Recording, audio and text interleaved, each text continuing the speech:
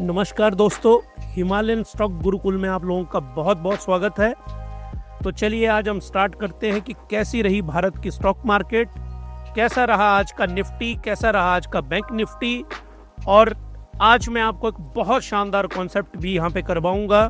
तो आज कल मैंने आपको कॉन्सेप्ट करवाया था hanging man. Hanging man candle stick chart pattern है, ये कैंडल स्टिक चार्ट पैटर्न। और आज मैं आपके लिए लेके आया हूं कंसोलिडेशन। अब हमारा कंसोलिडेशन चार्ट पैटर्न हमने क्या प्लान किया है, जो हमारी टीम जो है हिमालयन स्टॉक गुरुकुल में, हम लोगों ने प्लान किया है कि आपको आइसोलेशन में कॉन्सेप्ट नहीं करवाएंगे। हम जो कॉन्सेप्ट है, जिस दिन वो पर्टिकुलर फ्रेम निफ्टी के चार्ट के ऊपर या बैंक निफ्टी के चार्ट पे बन रहा होगा वो पैटर्न, तो हम कॉन्सेप्ट भी समझाएंगे आपको और उसको अप्लाई करके भी बताएंगे, ताकि आपकी आंखों के सामने वो पूरा कॉन्सेप्ट आपको समझ आए। तो चलिए हम स्टार्ट करते हैं। ये देखिए, ये है consolidation chart pattern. Consolidation chart pattern क्या होता है कि ये देखिए, एक अप ट्रेंड होता है मार्केट का। हमेशा आप यहाँ पे एक और कॉन्सेप्ट को ध्यान से समझिए। जो स्टॉक मार्केट है जो स्टॉक मार्केट है हमारी, वो कभी भी ऐसे मूव नहीं करती है। वो हमेशा मूव करती है ऊपर ऊपर राइज करती है, फिर नीचे आती है, नीचे ऊपर नीचे, इस तरह से स्टॉक मार्केट इस तरह से हमेशा मूव करती है। तो अभी हमारे निफ्टी 50 में क्या हुआ है कि एक राइज हुई है, इस प्रकार से राइज हुई है।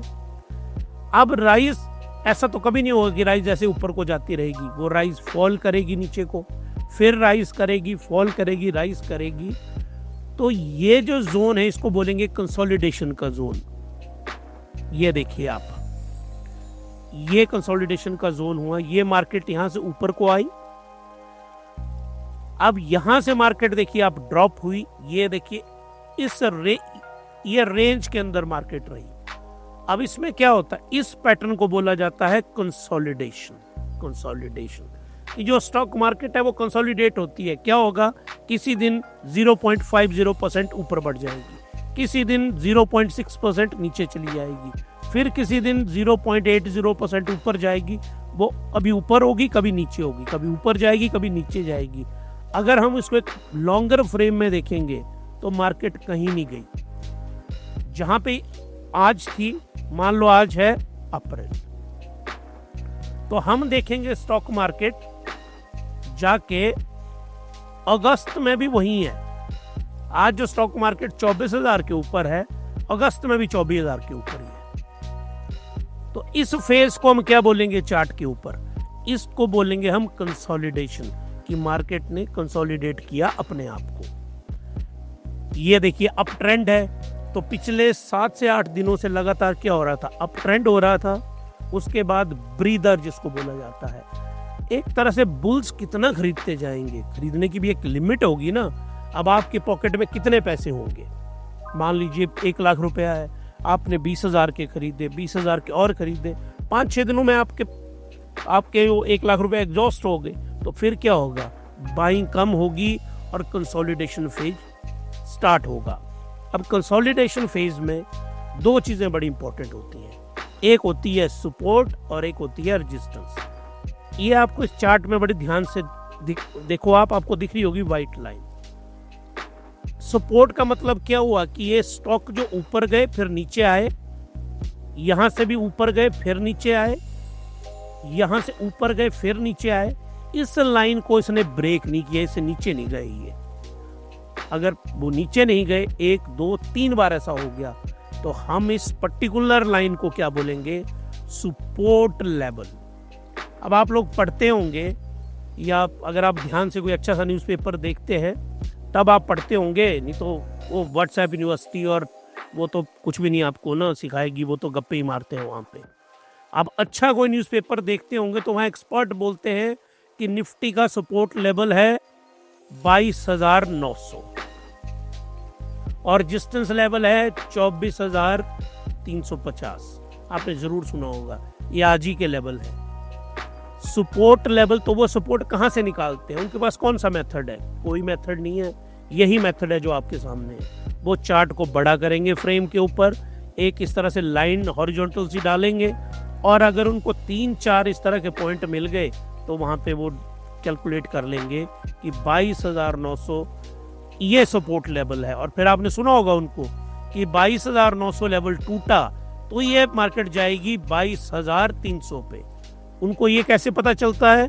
300 के ऊपर भी इस तरह के सपोर्ट लेवल होंगे, तो वहां से वो सपोर्ट निकालते हैं। तो मल्टीपल सपोर्ट निकलती है, मल्टीपल रेजिस्टेंस निकलते हैं। अब रेजिस्टेंस के भी ये देखो 3 पॉइंट हैं, ये 1, 2, 3। स्टॉक मार्केट ऊपर गई लेकिन इसको क्रॉस नहीं किया, नीचे आ गई। ऊपर गई, क्रॉस नहीं किया, नीचे आ गई। ऊपर गई, क्रॉस नहीं किया, नीचे आ गई। तो ये बन गया रेजिस्टेंस लेवल। तो जब भी कंसोलिडेशन होती है उसमें 2 लेवल होते हैं, सपोर्ट और रेजिस्टेंस। और एक्चुअली इसको बोला जाता है dull phase of stock market. Dull phase होता है ये, क्योंकि ना तो यहाँ वॉल्यूम ज़्यादा होता है, क्योंकि मार्केट कहीं नहीं जाती। आज जैसे आज गिरी है 0.50 पॉइंट, कल हल्की सी चढ़ जाएगी, या कल थोड़ा सा और गिर जाएगी, परसों चढ़ जाएगी थोड़ी सी। मार्केट को इससे बाहर जाने के लिए चाहिए होता है ब्रेकआउट। मार्केट को ब्रेकआउट चाहिए यहाँ से जाने के लिए। अब ब्रेकआउट की बहुत सारी वजहें हो सकती हैं। ट्रंप साहब ने वहाँ पे अनाउंस कर दिया कि भारत के साथ डील होगी, अब जो है भारत के ऊपर कोई टैरिफ नहीं लगेगा। आप देखना निफ्टी 3 से 4% चढ़ जाएगा, तो ये ब्रेकआउट क्रिएट कर देगा यहाँ पे। या रिलायंस इंडस्ट्रीज के नंबर आते हैं, जितना प्रॉफिट आपने सोचा था उससे डबल प्रॉफिट शो कर दिया उन्होंने, या 25% ज़्यादा शो कर दिया। तो यहाँ पे क्या होगा, मार्केट को लगेगा कि बहुत अच्छे रिजल्ट आए, तो यहाँ ब्रेकआउट हो सकता है। ब्रेकआउट के बहुत सारे रीज़न होते हैं। तो ये है कंसोलिडेशन, और निफ्टी के अंदर कंसोलिडेशन बनने की संभावनाएं हैं। अब आपको जो शुरू में मैंने अपना कल का एक क्लिप वीडियो दिखाया, कल मैंने आपको क्या बोला था कि भारत के जो स्टॉक मार्केट है उसमें हैंगिंग मैन बन रहा है, हैंगिंग मैन का पैटर्न बना है, और निफ्टी की पूरी संभावना है कि वो फॉल करेगा, और निफ्टी ने आज फॉल किया। तो हमको ऐसा नहीं है कि कोई आकाशवाणी हुई है या कोई भविष्यवाणी है, हम तो एग्जैक्टली विश्वास करते हैं डाटा के ऊपर और लॉजिक के ऊपर। इसके अलावा हम किसी प्रकार की रीडिंग स्टॉक मार्केट में नहीं करते। जिन्होंने तुक्के लगाने वो लगाएं, जिन्होंने फालतू की गाइडेंस देनी लोगों को वो देते रहे। हम डाटा को फॉलो करेंगे और लॉजिक को फॉलो करेंगे। कल का हमारा लॉजिक और डाटा बोलता था कि हैंगिंग मैन बन गया। तो हैंगिंग मैन 2 प्रकार का हो सकता है, शैलो भी हो सकता है और रियल भी हो सकता है। तो रियल साबित होने के लिए 1-2 दिन लगेंगे, लेकिन आज पहला दिन है, तो उसके बाद आज मार्केट ने गिरना था, यही इसकी साइंस थी। तो वो गिरना तय था। ये देखिए, कल मैंने आपको समझाया है, ये हैंगिंग मैन है, निफ्टी में कल बना। उसके बाद अगली रेड बनेगी, अगली रेड बनेगी, मतलब डाउन ट्रेंड होता है उसमें। ये मैंने कल आपको डिटेल में एक्सप्लेन किया है। अगर जिसको इसको समझना है, हमारा पिछले कल का वीलॉग देखो आप जाके, उस वीलॉग में मैंने लेंथ में एक्सप्लेन किया है कि हैंगिंग मैन पैटर्न क्या होता है, जो कल बना, पिछले कल बना था। और आज कंसोलिडेशन, मैंने आपको कंसोलिडेशन एक्सप्लेन किया। अब कंसोलिडेशन का जो कॉन्सेप्ट आपने समझा, इस कॉन्सेप्ट को अब हम अप्लाई करते हैं। ये देखिए, ये कल का था हैंगिंग मैन, समझाया था मैंने आपको। ये हैंगिंग मैन, ये है निफ्टी 50, और ये हैंगिंग मैन का कॉन्सेप्ट था। तो इसी कॉन्सेप्ट को देखो अप्लाई करो, यहाँ पे बनाना हैंगिंग मैन। तो अगले दिन क्या होना चाहिए था, अगले दिन रेड कैंडल बननी चाहिए थी। रेड ही कलर लेते हैं, रेड कैंडल बननी चाहिए थी अगली कब की, ये कब का है, ये है 23/4/25, पिछले कल का है। और आज की जो कैंडल है वो रेड बननी चाहिए थी। अब आज की कैंडल आपको दिखाता हूं मैं, ये भी पिछले कल का ही है, ये है आज का। इसको ध्यान से देखो आप, ये हैंगिंग मैन है, और हैंगिंग मैन के नीचे ये जो कैंडल बनी है, कौन सी बनी है, ये बनी है रेड कैंडल। और रेड कैंडल मतलब फॉल करना था मार्केट ने। ये देखिए, RSI ने भी डिप ली, और यहाँ पे सिग्नल लाइन ने भी डिप ली। तो स्टॉक मार्केट ने नीचे को आया। ये देखो, 5 महीनों से स्टॉक मार्केट नीचे आती है, फिर ऊपर को गई, कंफर्मेशन। ये देखिए, ये कंफर्मेशन 1-2 होनी थी, ये मार्केट फिर नीचे को आई, और यहाँ से मार्केट फिर ऊपर को गई। अब मार्केट ने हल्की सी ब्रीदिंग लेनी है, फिर ऊपर को जाना है। तो आप मेंटली अपने आप को रेडी रखिए, मेंटली आप रेडी रहिए कि जो निफ्टी है और बैंक निफ्टी है, ये दोनों तो कल के लिए 25/4/25 वट क्या शानदार नंबर है। 25 अप्रैल को निफ्टी और बैंक निफ्टी फॉल कर सकते हैं, लेकिन इसमें बहुत सारे फैक्टर्स हैं। कंसोलिडेशन और हैंगिंग मैन बोल रहा है कि फॉल करेगी, कंसोलिडेशन बोल रहा है कि तय है, वीक है स्टॉक मार्केट, ये कंफर्म्ड है कि मार्केट वीक है। अगर बढ़ेगी भी तो हल्की सी बढ़ेगी, लेकिन घटने की संभावनाएं ज़्यादा हैं। अमेरिका में क्या होगा वो हमको आज रात जो भारत में होगी तो उनके यहाँ दिन होगा, तो वहाँ पे क्या होगा उसकी हमें इन्फॉर्मेशन आएगी तो वो हम पोस्ट करेंगे। इसीलिए मैं आपको हमेशा बोलता हूँ सब्सक्राइब करिए, लाइक करिए और शेयर करिए। अगर सब्सक्राइब करेंगे तो तुरंत आपको वो पोस्ट हमारी आ जाएगी। तो ये देखिए, ये है वो बिग ट्रेंड। उसके बाद ऐसा स्ट्रक्चर बनता है कंसोलिडेशन में, जो मैंने एट लेंथ आपको समझाया। और इनसाइड डे आज की जो कैंडल है वो इस प्रकार की बनी है निफ्टी के ऊपर। इसको कहते हैं बिगिनिंग ऑफ कंसोलिडेशन पैटर्न। तो कंसोलिडेशन होने की संभावनाएं लग रही हैं स्टॉक मार्केट में हमें इस कॉन्सेप्ट के तहत। तो इसी कॉन्सेप्ट को कंसोलिडेशन जो है, कंसोलिडेशन और हैंगिंग मैन, इन दो पैटर्न को इन कंजक्शन हमने ध्यान में रखना है और इन दोनों को अप्लाई करना हमने निफ्टी के ऊपर और बैंक निफ्टी के ऊपर। तो ये देखिए, ये आज की कैंडल देखिए, थोड़ी सी विक आपको दिख रही है नीचे, ये देखिए ये विक है नीचे। इस कैंडल को ध्यान से देखिए, ये कैंडल और ये कैंडल सेम है ना। ये देखिए इसका पोर्शन, इसका भी ऊपर को है विक, नीचे को भी है, इसकी भी ऊपर को विक है। इसको बोला जाता है इनसाइड डे। तो आज की जो कैंडल बनी है वो कैंडल बनी है इनसाइड डे की कैंडल बनी है। और इसमें यही पैटर्न यहाँ पे डेवलप हुआ है। तो स्टॉक मार्केट का फॉल करना, निफ्टी का फॉल करना बिल्कुल तय था। निफ्टी 50 का टेक्निकल इंडिकेटर्स के ऊपर। आई होप आपको टेक्निकल इंडिकेटर ये समझ आया होगा। हमने इस कॉन्सेप्ट को समझाया और फिर हमने इसको यहाँ पे अप्लाई किया। तो हमारे यहाँ पे ये hanging man pattern and consolidation and inside candle ये तीनों जनरेट हो गए हैं। तो स्टॉक मार्केट इससे एक चीज क्लियर हो गई है, वीकनेस इन बुल्स। जो बुल्स है ना उनके अंदर वीकनेस क्रिएट हो गई है, और बुल्स के अंदर जो वीकनेस है वो बहुत अच्छा सिंबल नहीं है। लेकिन मार्केट बहुत ज़्यादा क्रैश भी नहीं करेगी, ये भी हमें पता चल रहा है। वो अगला इंडिकेटर मैं आपको बताऊंगा। तो अब आज की जो हमारी डीकोडिंग है स्टॉक मार्केट की, वो हम करते हैं कि आज की स्टॉक मार्केट किन पैरामीटर की वजह से हमारी स्टॉक मार्केट ने ऐसा बिहेव किया। तो हमारी आज की स्टॉक मार्केट नेगेटिव और नेगेटिव बायस के साथ बंद हुई है। रीजन इसकी नेगेटिविटी के profit booking in Nifty and bank Nifty.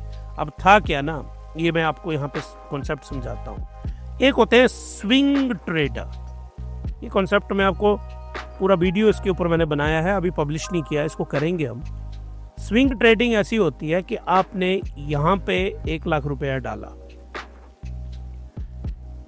एक स्टॉक में डाला बेशक आपने, ये इंडेक्स में डाल दिया। ये इंडेक्स ऊपर को गया और 7 दिनों से बढ़ता रहा और बढ़ा कितना, 8%।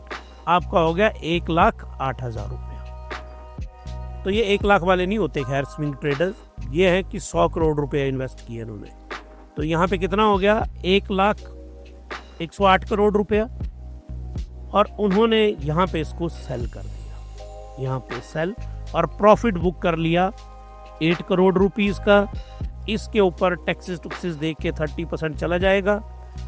तो 30% चला गया 2.5 करोड़, और सारी फीस आप लगा लें इसके ऊपर, तो समवेयर अराउंड 5.5 करोड़ रुपया इनकी कमाई होगी। तो जो बड़े बड़े फंड हाउसेस हैं, जो बड़े बड़े इंटरनेशनल बैंक्स हैं, वो इसी प्रकार से एक स्विंग ट्रेडिंग भी करते हैं मार्केट में। लेकिन सबसे ज़्यादा स्विंग ट्रेडिंग करते हैं HNI, इसको बोला जाता है हाई नेटवर्थ इंडिविजुअल्स। ये लोग ये 100 करोड़ वाली इन्वेस्टमेंट करते हैं। तो इन लोगों ने प्रॉफिट बुकिंग कर ली, निफ्टी और बैंक निफ्टी हायर लेवल पे गया और वहां पे प्रॉफिट बुकिंग इन्होंने स्टार्ट कर ली। Consolidation chart pattern formation in Nifty 50। Consolidation मैंने आपको एक्सप्लेन किया, निफ्टी 50 में कंसोलिडेशन स्टार्ट होगी तो उससे क्लियर था कि मार्केट में वीकनेस है। J&K टेरर अटैक जो बहुत ही घिनौना, घटिया, जितने भी शब्द बोले जाए वो कम है उसके लिए, लेकिन भारत ने इसके खिलाफ एक्शन लिया है बहुत शानदार, और भी वो एक्शन लेंगे और लेना भी चाहिए। तो इससे क्या हुआ, थोड़ी सी मार्केट को हल्की सी घबराती है, हमेशा याद रखिए। और भारत ने कल 5 एक्शन लिए हैं शाम को, और कराची स्टॉक एक्सचेंज बहुत बुरी तरह से क्रैश की, क्योंकि उनको पता चल गया कि इंडिया कुछ करेगा। वैसे भी पाकिस्तान में कुछ नहीं है, वो वैसे भी कोलैप्स रेट है। जो थोड़ा बहुत उनके यहाँ बचा है वो अगर हम अटैक करेंगे किसी भी प्रकार से तो उनके यहाँ कुछ नहीं बचेगा। लेकिन इस तरह की जो स्थिति होती है वो इकोनॉमिक एक्टिविटीज़ के लिए अच्छी नहीं मानती स्टॉक मार्केट। लेकिन स्टॉक मार्केट देश से बड़ी थोड़े नहीं है, कंट्री से बड़ा कुछ भी नहीं है ना। तो कंट्री के लिए जो सरकार कर रही है बिल्कुल ठीक कर रही है। स्टॉक मार्केट हल्की सी घबराई हुई है, एक वीकनेस वहां से आई। और आज क्या हुआ, वीक Q4 अर्निंग आई FMCG कंपनियों। FMCG कंपनियों का चैंपियन कौन है भारत में, हिंदुस्तान यूनिलीवर।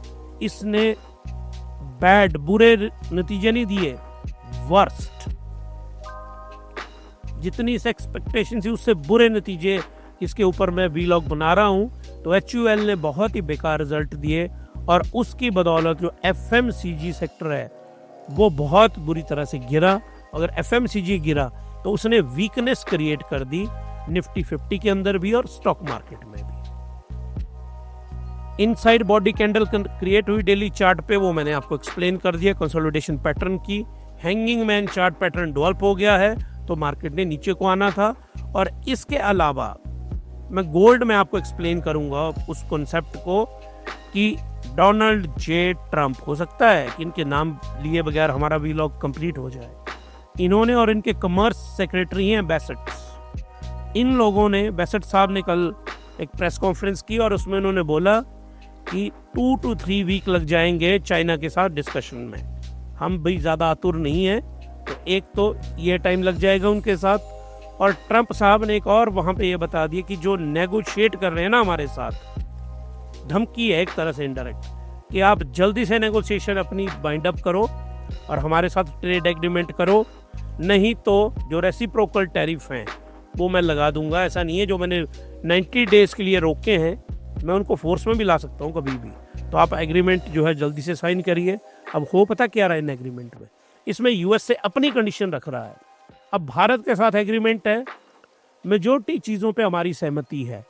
इंडिया यूएस का जो ट्रेड एग्रीमेंट हो रहा है डिफेंस प्रोक्यूरमेंट पे है, हम बिल्कुल तैयार हैं कि जो हम बाकी जगहों से हथियार खरीदते थे हम यूएस से खरीदेंगे, वी आर रेडी।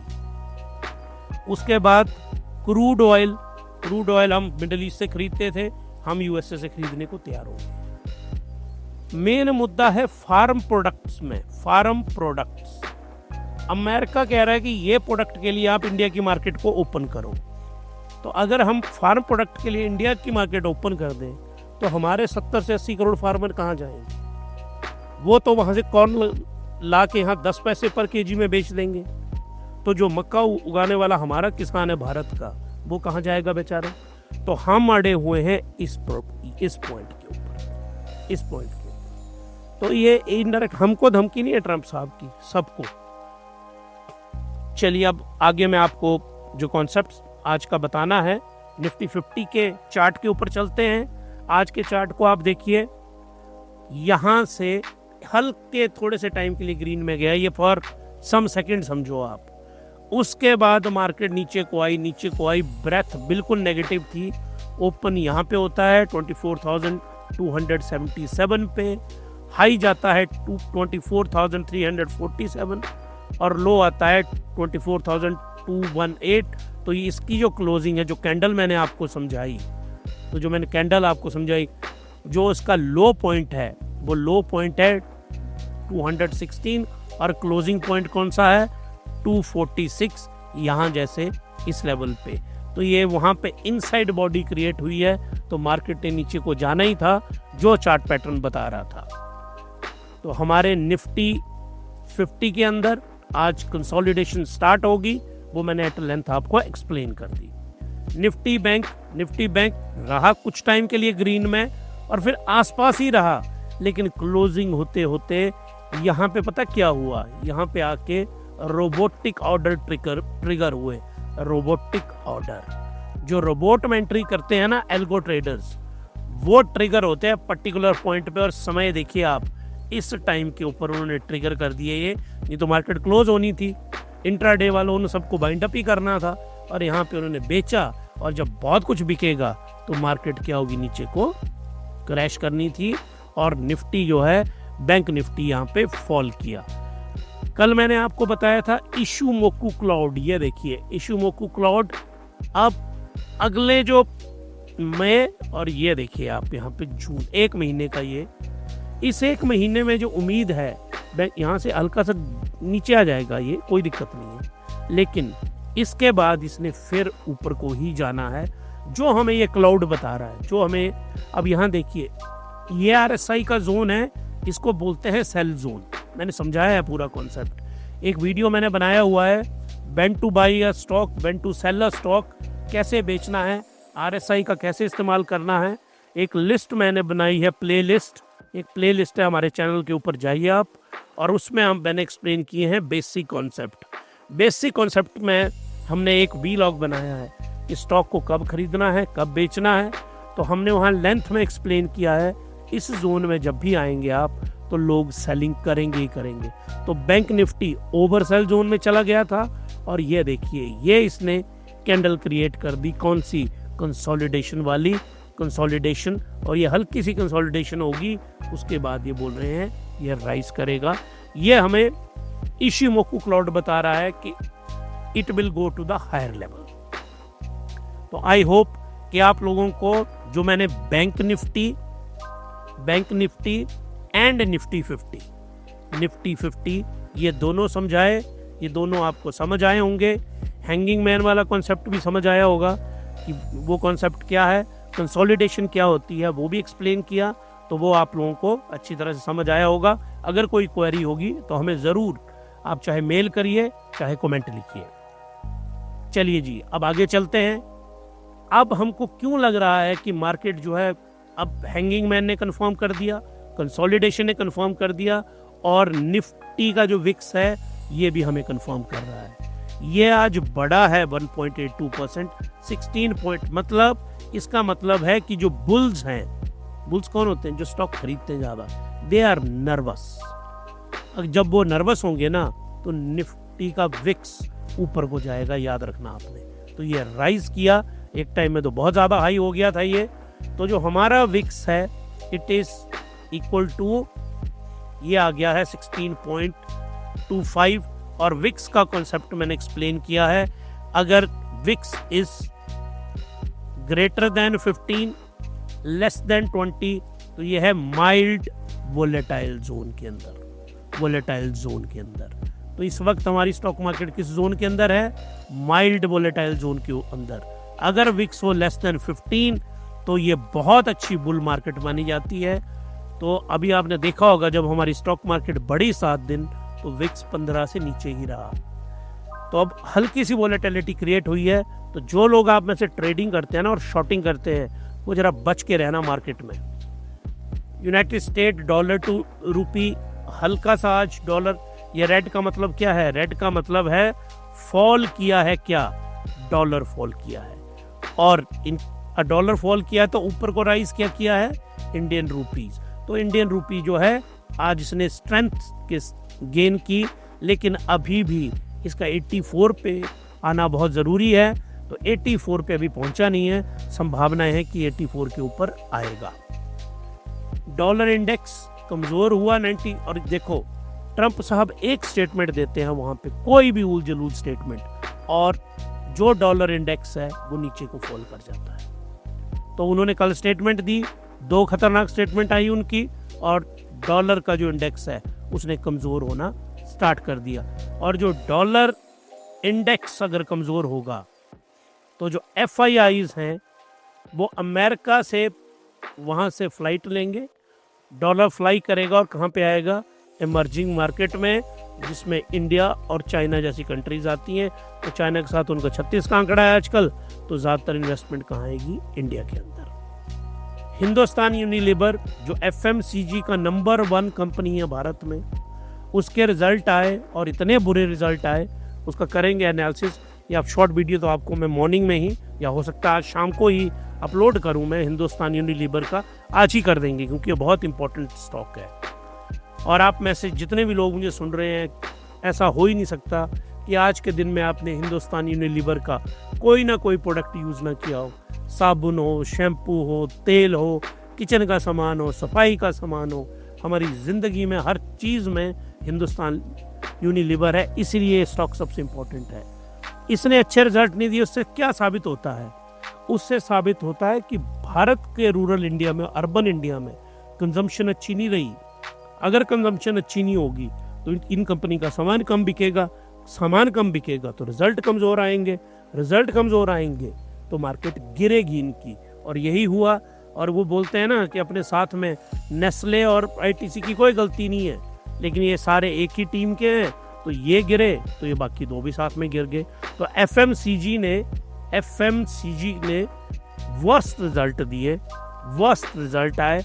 अब सारी उम्मीद बची है ITC के ऊपर कि ITC एक बहुत बड़ा प्लेयर है कंज्यूमर में, तो ये कैसे रिजल्ट देता है। लेकिन हिंदुस्तान लीवर के बहुत बुरे रिजल्ट आए। आज का व्लॉग मैं इस पॉइंट के ऊपर क्लोज करूंगा। गोल्ड कंटिन्यूअस कॉन्ट्रैक्ट, अब गोल्ड क्या था इसके ऊपर मैं पूरा का पूरा, जो गोल्ड के ऊपर एक व्लॉग हमारा रेडी है, कल मैं उसको अपलोड कर रहा हूँ।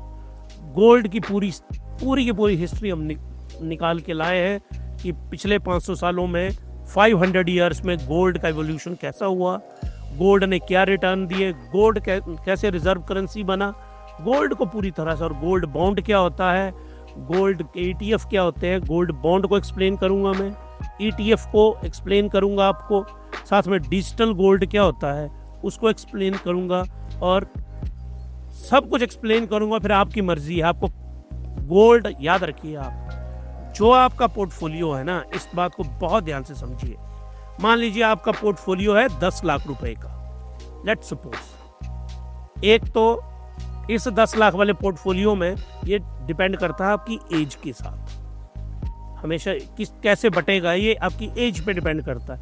मैं आपकी एज को मान लेता हूँ 40 ईयर्स, 40 साल है, 40 ईयर आपकी एज है, 10 लाख आपका ये पोर्टफोलियो है, तो आपके पोर्टफोलियो में 50% होने चाहिए स्टॉक, और सॉरी 40% स्टॉक होने चाहिए आपके।